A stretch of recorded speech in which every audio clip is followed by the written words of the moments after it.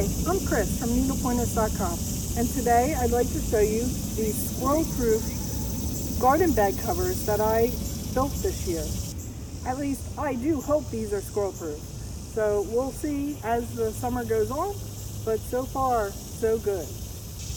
I've been having a lot of problems in the past couple years of the squirrels actually eating all of my tomatoes when they're green. So they don't even get to be ripe and they disappear from the plants. And my neighbor next door last year told me that he saw a whole bunch of the tomatoes on his picnic table in his backyard, and he said that the squirrels were bringing them over there. So I had to come up with a solution to try to keep my tomatoes so that I can actually harvest them.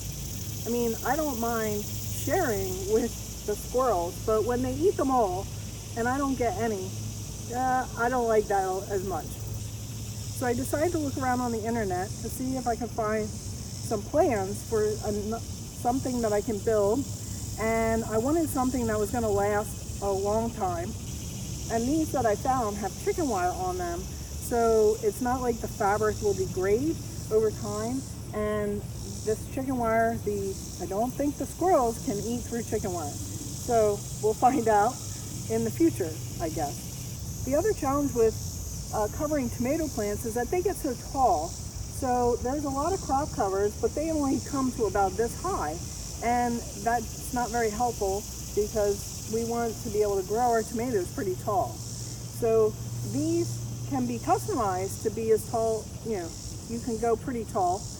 The other thing you have to make sure when you're building covers like these is that the mesh or whatever you have here will allow the pollinators into the cage, because you need the bees and the other pollinators to be able to come in and pollinate the flowers. And I'll swing around and you can see those are two of our beehives in our backyard. So we want to make sure that the bees can get in and pollinate the flowers. So after reviewing a ton of videos and web pages on the internet, I finally came across these covers that were on a YouTube channel called Hydrangea Greenhouse. And they have a web page also and an ebook that you can purchase for $5. And the ebook includes a calculator that helps you change the size of these to be the size of your garden bed. I really like their design and how they built theirs, so I decided to make them for myself. Their YouTube video shows the process of how they made them, and also their webpage does have a step-by-step tutorial and all the steps and supplies you need to make these garden beds. So I made some changes because my bed is longer and a little wider than theirs. Their beds were put up against a fence, so they only needed doors on one side. For my beds, I needed doors on two sides, so I have 4 doors on mine. So before I show this to you, I just wanted to say we have a web page that has close-up pictures of everything I'm going to show you in this video of how I changed their design. I also have links over to the Hydrangea Treehouse website where they have their full tutorial. So look in the description of this video and you will find the link to our webpage, and then you will be able to find all the information you need if you decide to build these yourself. The doors are held closed by barrel bolts, so it makes them easy to open and close. They can go all the way open. Right now this one is being pushed back because there's a hose kind of blocking the way there. And I can get open both sides here, so I have full access to my bed, which is really great. As I said before, my garden bed is 4 foot wide by 8 foot long, and the Hydrangea Greenhouse one is a little different in size. So they include a calculator with their book that will help you easily change the size of the design to be the size of your bed, and it will recalculate how many boards you cut and what size and how many you need to purchase. I also purchased boards that were made for outdoor use, so they're treated so they won't rot as easily. One of the main differences I made on my garden beds was that I made the doors using 1" by 2" boards. The Hydrangea Greenhouse tutorial uses 2 by 2 for both the frame and for the doors on theirs.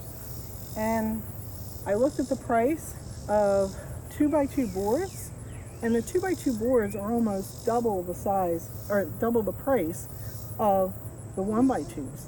And also, since I need 4 doors on each of these, I need a lot more boards. So I figured I would try making mine with 1 by 2s instead. And I like how they turn out. They're a lot lighter, and so I can open and close them very easily. Since my beds were 8 foot long instead of 6 foot, I felt that that was a long span for this one piece of wood to go across. And so I decided to buy a couple extra boards of the 1 by 2 size, and I put them in here in the middle between the doors, and I put braces on the corners too. So that makes it a lot more solid and it doesn't wobble as much.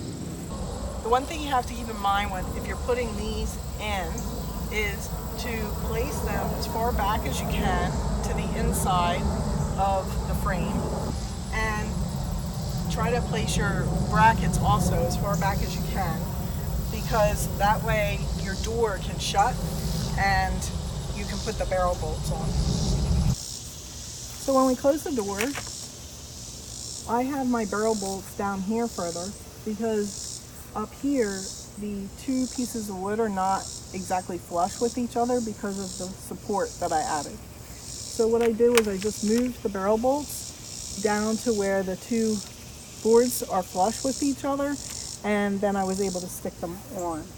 Another change I made was to add these feet here, and these will help keep the whole thing in place so it won't shift or fall off, even though it's pretty heavy and it probably won't shift very much, but I felt that I wanted to keep them in place. Now on this one I didn't put the corner bracket, which I probably should have done.